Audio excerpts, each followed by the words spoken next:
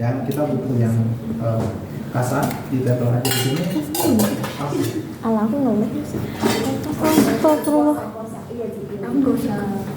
Tenang. Oke, lanjut ya. Maka yang pertama adalah ini nanti kita akan buka. Sama seperti perawatan luka yang lainnya. Dibuka biasa saja. Bengkok. Ya sudah. Gimana bengkoknya nggak ada? Hemat. Bukan hemat. Emang nggak disiapin ini sama PJ, sama PJ lagi. Masih sudah.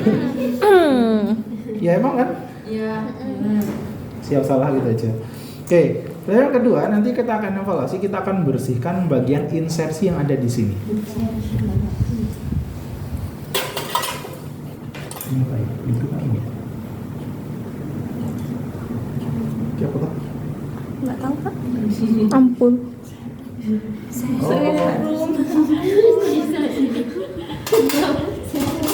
Pinset anatomis dan pinset chirurgis. Kayak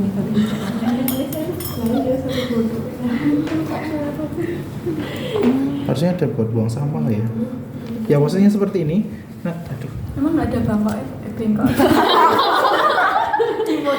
Mahal Sadika. mahal. Ya, terlalu mahal bapak ya.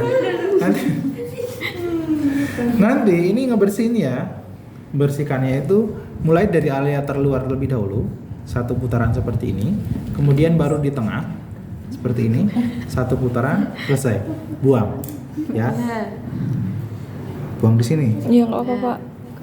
Ya apa-apalah. Oh nggak mau ya Pak. Ya, nah kemudian kalau sudah dibersihkan, kalau kotor banget, biasanya kalau karena kan akut ya.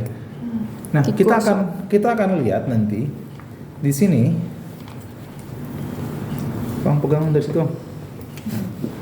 Ya, kita akan lihat di sini nanti setelah kita bersihkan di sini, apakah ini area insersinya itu masih bagus atau tidak.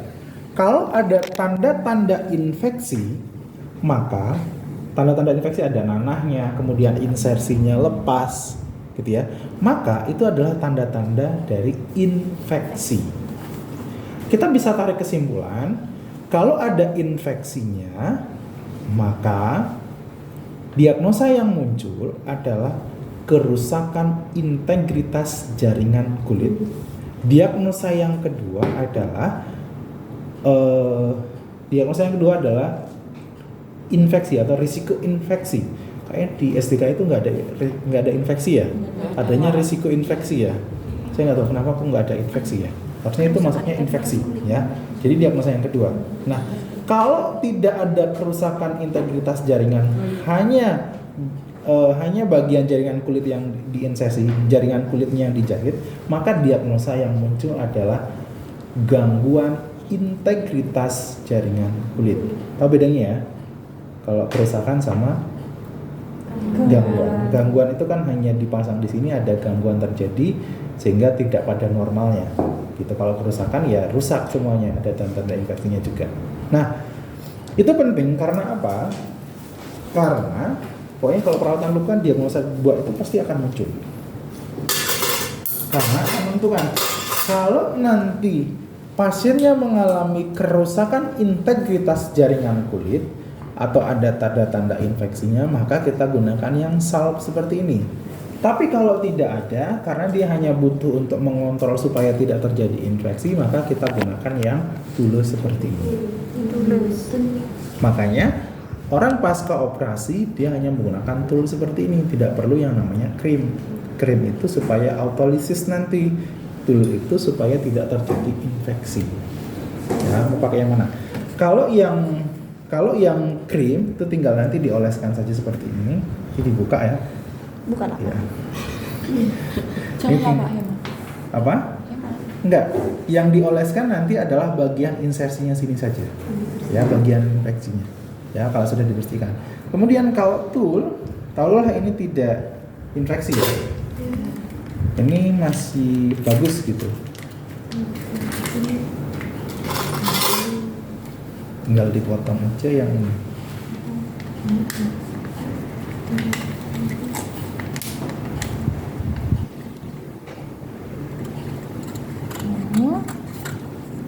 kirain pakai semua. Enggak loh. Gede kali dong. Yang aja tahu.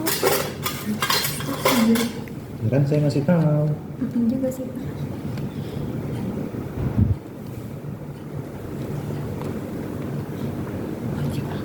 Ya, ini tinggal nanti ditempelkan di sini. Bagian insersinya sini. Di bagian insersinya. Jadi bisa dipotong dua, sebelah sini sama sebelah sini. Sudah ya. Kalau sudah seperti ini, maka kita tinggal pasang ini. Tolong digunting plasternya aja. Tuh. Seberapa Pak? Nah, seperti ini. Panjang lagi. Ya, segitu. Kepanjangan banyak. Ya Allah. Ini revisian. Apa? Bayar nggak lo? Mahal loh Pak. Selatan. Semua akan dibelikan.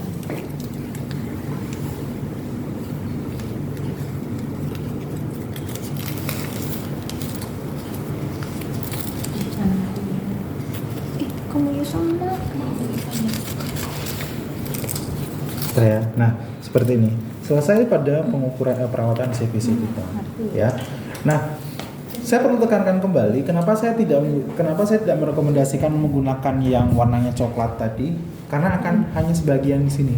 Itu tidak ada manajemen resiko resiko infeksinya akan tinggi, makanya gunakan plester yang putih. Bukan Hevafex ya. Hevafex itu merek ini Ultrafix judulnya. Ya, harus tertutup seperti ini. Besok begitu eval, kemudian ada masih sini kebuka dan sebagainya, nilainya auto turun. Gitu ya. Oke, semuanya harus tertutup, mesti perawatan luka. Nah, selesai di perawatan luka, tetap kita evaluasi. Evaluasinya SOAP, subjeknya tetap tadi ya, karena on venti atau tidak on ventilator gitu ya. Kemudian objeknya kita fokus kepada area insersinya, luas lukanya seberapa, berapa kali berapa, kemudian area insersinya ada tanda tidak infeksi atau tidak, bersih atau tidak, kita tuliskan. Kemudian SOA assessment-nya tadi seperti yang saya sampaikan, kalau ada tanda-tanda infeksi maka kerusakan integritas jaringan kulit dan risiko infeksi. Kalau tidak ada maka gangguan integritas jaringan kulit. Plan-nya adalah kalau aman, kalau tidak ada gangguan, maka pertahankan dan lakukan perawatan 3 hari berikutnya.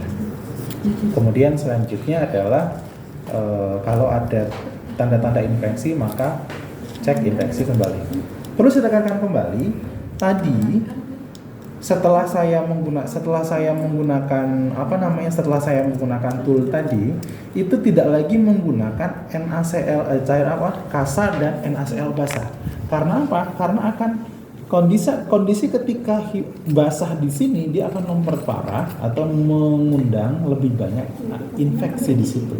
Maka harusnya pakainya kering yang ada di situ. Makanya dibilang perawatan luka kering atau tidak. Tidak ada luka kering, perawatan luka kering atau basah. Adanya adalah lembab. Lembabnya dari mana? Kalau Anda pegang yang ini, kita pegang ini, itu lembab.